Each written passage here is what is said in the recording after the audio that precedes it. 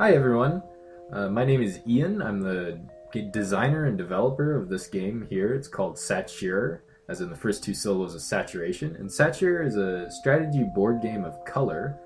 It's primarily designed for mobile devices, but I'm actually playing the PC version of it that will be available. It's just a little bit easier to record on PC than it is on mobile.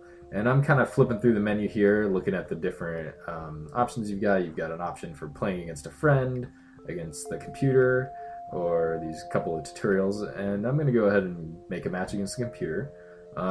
You can choose different numbers of rounds, best 2 of 3, best 3 of 5, and a single match. I'm going to do a single match to make this quick. And I'm going to go into the board options and kind of take a look at the special options you get in the full version of the game. So each of these are different themed palettes that we'll start the round with. It's kind of like at different levels in other games. Like you might put on a random level selection in Smash Brothers or whatever. So I'm going to uncheck some of these and remove them from the pool of options. Get rid of these guys. That one's maybe not the best. And we're just gonna make sure that one pops up that's kind of good to show off the core mechanics of the game. So we'll go with these two. And I'm gonna go check out some other options. Got different board sizes. I'm gonna set it to medium, default number of walls, and I'm gonna go ahead and stick with the default skin. Then I've got these special pieces as options, and I'm gonna go ahead and put them all on a rare chance of popping up. So maybe I'll get 1 or 2 of these, and maybe I'll get none. But if we see one, I'll kind of talk more about that. So you have the option to set them for different frequencies. You can make them always come up, never come up, be rare, or be common. So I'll just set them to rare, pop back over, and now I'm ready to start a game. So let's see what happens. Okay, it looks like I got CMY versus RGB. So you can see the palette of the game. It's all cyans, magentas, and yellows versus reds, greens, and blues. CMY versus RGB. And the computer went ahead and played this yellow piece. So I'm going to go ahead and stick a piece down here in the corner where it'll be safe. There's my piece. And now I'm going to go ahead and make a mix with the computer, which is kind of how you win the game. So he played a blue. What I'm looking for is actually colors that are further away on the color wheel. So if he played this blue, I'm ideally looking for a red to play against it, which is across the way. If I played a green down here or a blue, a different shade of blue that's closer, because his is more cyan, that's much closer and I'll have a less effective play. So I'm going to look for red, and I'm going to go ahead and put this puppy down here. If I have an arrow pointing towards the computer, it will mix. So you saw the two pieces mix with each other. Computer is playing another piece. So a bunch of stuff just happened there.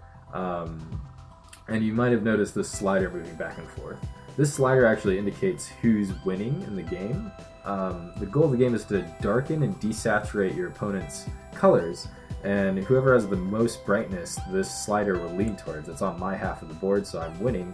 But if he starts taking the lead, it will slide back that way. So I'm going to go ahead and mix with the computer's green down here. Play this. I'll try this red piece out and see what happens. Turn kind of orange. You're also seeing this pop-up come up that kind of gives you a clue as to what's happening with the hues of the colors. Since hue is very important, you definitely want to pay attention to that. Hue being important because that determines the effectiveness of any mix in the game. So I'm gonna, I want to get this kind of magenta color there. I might peek at my color wheel, and it looks like a green would make a really good play because that's a complement there. So I'll grab this green and pop it right there. Oh, see, that was a really good play. You can tell the piece got a lot darker and the slider moved quite a bit over. Yellow, what's good against yellow? Okay, blue. So you might think it's kind of tedious checking that color wheel over and over, but after you play the game a bit, you actually will find that you learn the complementary colors pretty well from playing the game.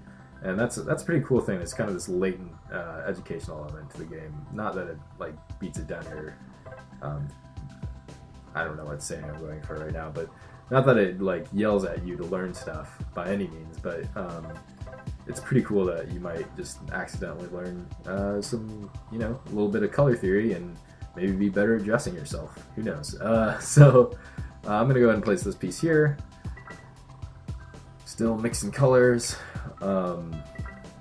And I'm actually playing with the colorblind mode on, which is what you see with all of these rings with the little dashes on them. So what those rings are showing are actually the different hues of each color. Because if I was colorblind, it might be very difficult for me to tell the difference between two similar colors or certain areas of the color spectrum.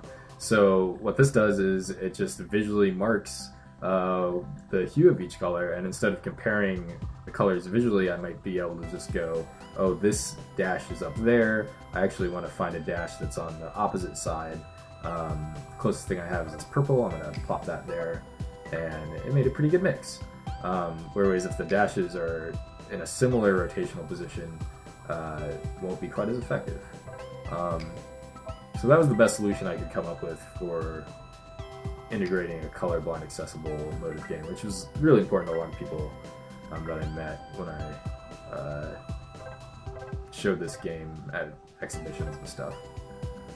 So I've been pretty pleased to be able to put that out there for people. So moving into the final few minutes of the game, it's kind of locking in. There's not a lot of space to move around, so you just kind of got to do what you got left. And so that's the end of the round. You see this like kind of pretty animation pop up using all the colors that were made during the game. This is flashing white because I won as the white player, and the slider ended on my side. I can do some fun stuff here. I can actually drag down on the board to pop up all of these hex codes for the different colors that were created. I can also hide, you know, the arrows and kind of look at it, or I could take a screenshot down here. But I'm gonna go ahead and tap and continue, and a little trophy pops in showing that I won the game. And that's about it. That's Sature. Hopefully you guys got a better idea of what the game's about from this little gameplay video. I know I'm not the best Let's Player, but thanks for watching.